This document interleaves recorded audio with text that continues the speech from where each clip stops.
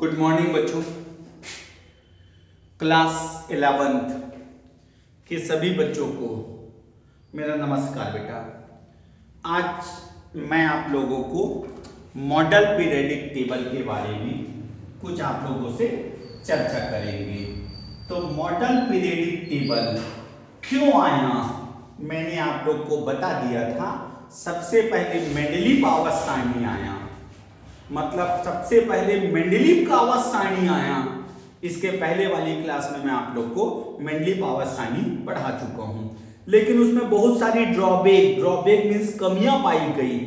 तो उसको मोसले नामक साइंटिस्ट ने मॉडिफाई करके मॉडल पीरियडिक टेबल बनाया। तो मॉडल पीरियडिक टेबल आपके घर में जो भी रखा हुआ है वो अपने पास मॉडल पीरियडिक टेबल है, ठीक है। तो मॉडल पीरियडिक टेबल का आप परिभाषा कैसे दोगे मैंने आपको इसके पहले वाली क्लास में बता दिया। 1 2 3 4 5 6 और 7, टोटल 7 इसमें भी है, मेंडलीव में भी 7 था, यहां भी 7 है। तब सबसे पहले बेटा आप लोग उसका परिभाषा कैसे बोलोगे। आधुनिक आवर्त सारणी के अनुसार तत्वों के भौतिक एवं रासायनिक गुण, मतलब उसका फिजिकल और केमिकल प्रॉपर्टी, ठीक है, उसके परमाणु क्रमांक के आवर्ती फलन होते हैं। आवर्ती फलन आवर्त में जाने से फलन होता है। तो इस प्रकार मॉडल पीरियडिक टेबल का परिभाषा देना, ठीक है, मोसले नामक साइंटिस्ट ने खोज किया। इसके अनुसार उसने बोला कि हम परमाणु क्रमांक के आधार पे हम ये आवर्त सारणी का निर्माण किए हैं। तो इसके अनुसार किसी तत्व के भौतिक एवं रासायनिक गुण उसके परमाणु क्रमांक के आवर्ती फलन। इस आवर्त सारणी को भी दो भागों में बांटे हैं। इस आवर्त सारणी को भी दो भागों में बांटे हैं। एक होता है हमारा आवर्त और दूसरा हमारा होता है वर्ग। आवर्त की संख्या 7 और वर्ग की संख्या 18। वहां पे आवर्त 7 था, वर्ग 9 था, लेकिन यहां आवर्त भी 7 लेकिन वर्ग बढ़ गया 18। तो आप बोलोगे आधुनिक आवर्त सारणी में 7 क्षैतिज पंक्तियां पाई जाती है। आधुनिक आवर्त सारणी में 7 क्षैतिज पंक्तियां पाई जाती है, जिसे आवर्त कहते हैं, ठीक बेटा। अब यहां पे थोड़े चेंजेस है। पहले में 2 8 8 18 18 32 अपूर्ण वैसी है बेटा, लेकिन साइंटिस्ट ने इन तीनों को लघु नाम दिया। अति शब्द नहीं दिया ना, केवल लघु। इन तीनों को दीर्घ नाम दिया और इसको अपूर्ण नाम दिया। तो 3 पॉइंट बन गया। पहले आवर्त में 2 तत्व हैं, दूसरे आवर्त में 8, तीसरे में 8। इन तीनों आवर्त को लघु आवर्त कहते हैं। चौथे आवर्त में 18, पांचवें आवर्त में 18, छठवें में 32 जिसे दीर्घ आवर्त कहते हैं। सातवें आवर्त में अपूर्ण है, ठीक है, जिसे भविष्य में खोज होने वाली तत्वों को सातवें आवर्त में स्थान दिया जाएगा। फिर चौथा बिंदु बना दो। छठवें तथा सातवें आवर्त के 14 तत्वों को आवर्त सारणी के नीचे लेंथेनाइड तथा एक्टेनाइड के रूप में रखा गया है, जिसे एफ ब्लॉक के एलिमेंट्स कहते हैं। क्लियर बेटा। और एक विशेषता, पहले आवर्त को छोड़ दिया जाए तो सभी आवर्त क्षार धातु, बताऊंगा अभी सिखाऊंगा, क्षार धातु से प्रारंभ होता है और अक्रिय गैस में समाप्त होता है, क्योंकि हाइड्रोजन को क्षार धातु हम लोगों ने नहीं बोला है। तो इस प्रकार आवर्त के बारे में बता देना, ठीक है। अब वर्ग के बारे में मैं आप लोग को पूरी डिटेल्स बता रहा हूं। अब आप परिभाषा में ये बोलोगे आधुनिक आवर्त सारणी में 18 ऊर्ध्वाधर खाने पाए जाते हैं। 1 2 3 से लेकर 12 और 13 से लेकर 18 ये है, ठीक है। ये देखते जाना, इसके पॉइंट्स कैसे लिखोगे।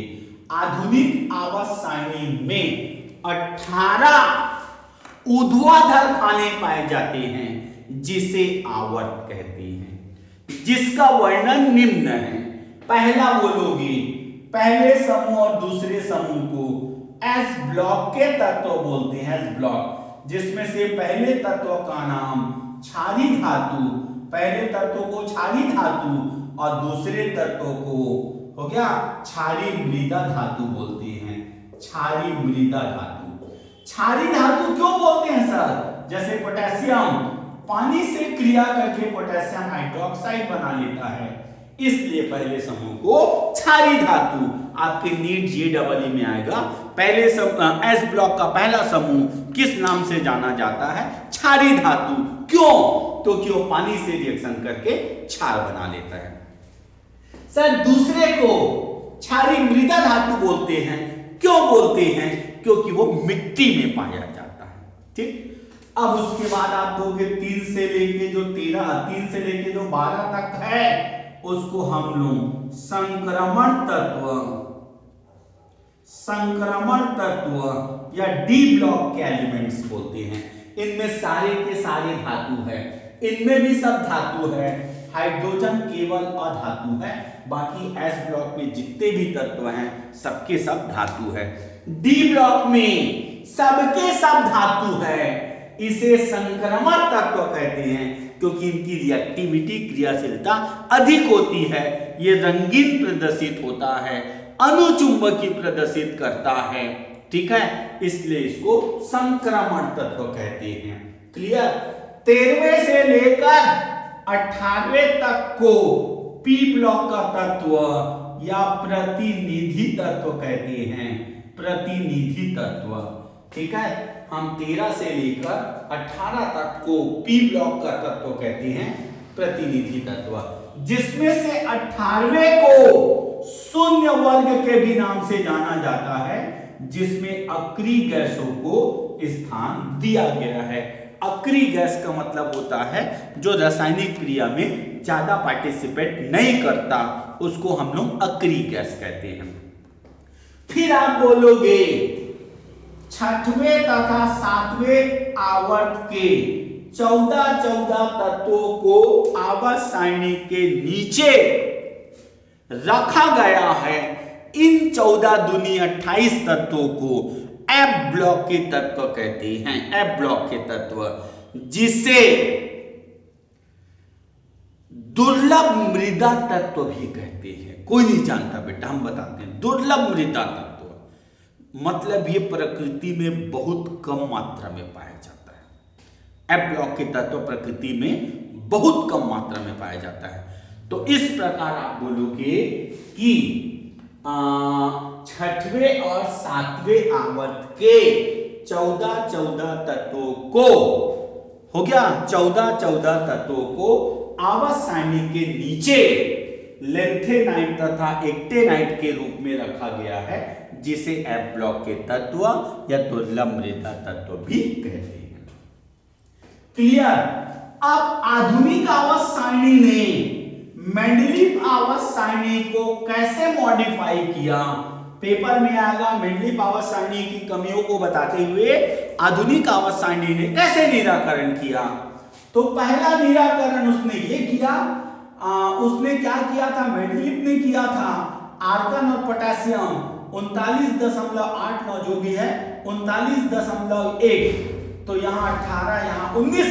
तो आधुनिक ने बोला मेरे हिसाब से पहले आर्गन आएगा बाद में पोटेशियम, क्योंकि मेरी आवर्त सारणी परमाणु क्रमांक के आधार पर बनाया गया है।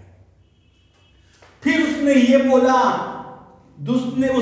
बोला कि अक्रिय गैसों को हम 18वें समूह में स्थान दिए हैं।